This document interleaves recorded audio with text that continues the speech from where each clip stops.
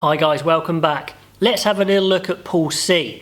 Now this is England, France, Argentina, USA and Tonga. Many see this as the pool of death because England, France and Argentina, well, one of those big guys is going to be knocked out in the pool stage. Personally, hope it's not England again. That would be seriously painful.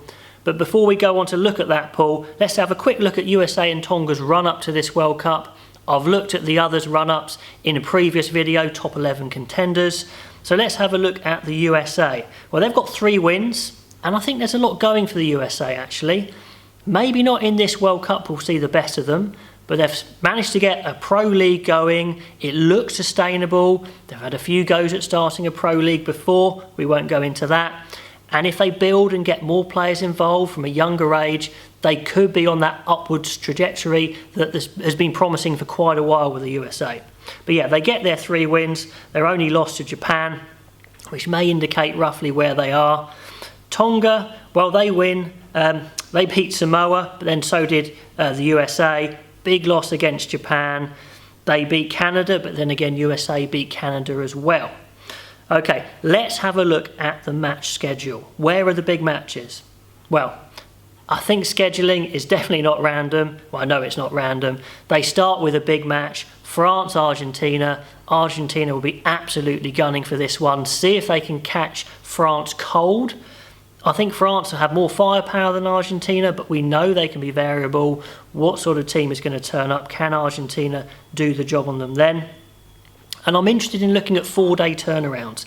England have a 4-day turnaround, but surprise, surprise, those bigger teams get looked after, and that's the turnaround between Tonga and USA, and I imagine they'll play completely different teams for those games. And again, surprise, surprise, France get the same thing. They get a slightly easier 4-day turnaround. Anyway, other big games, England, Argentina, of course, then England, France, and then the big one for the USA and Tonga right at the end. That's how they seem to have scheduled things in these World Cup groups. The 2 minnows, or the 2 smaller teams if you like, battling it out at the end for something exciting to finish on. Now let's have a look at their record in what I call the modern professional era, starting from '99.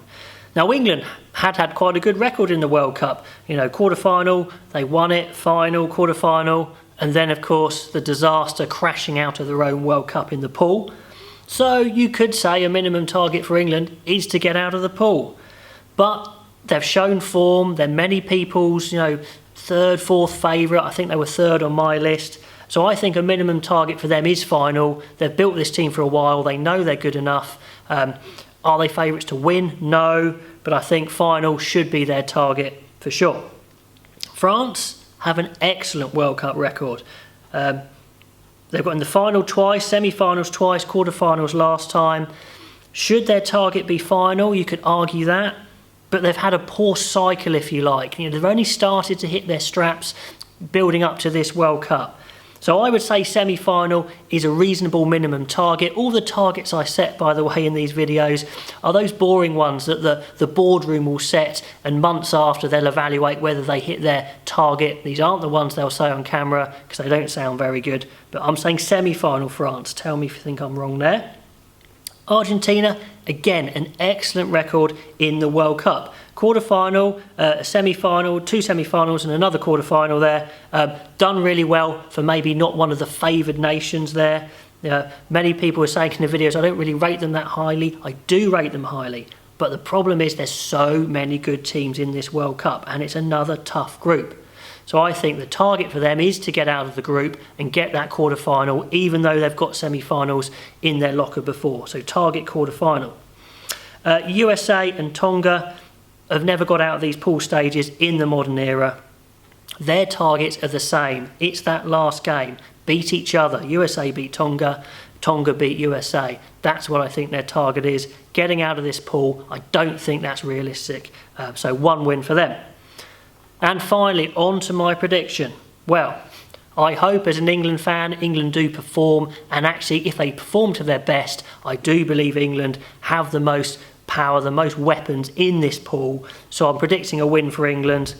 Same with France. If they can turn up with their A game, I just think they've got a bit too much for Argentina. It's very possible Argentina could upset the pot. But I'm going France and Argentina. and I'm going USA to beat Tonga. I do think USA are slightly stronger, so Tonga in at 5th. Okay guys, that's my roundup of Pool C, and until next time, I will see you later.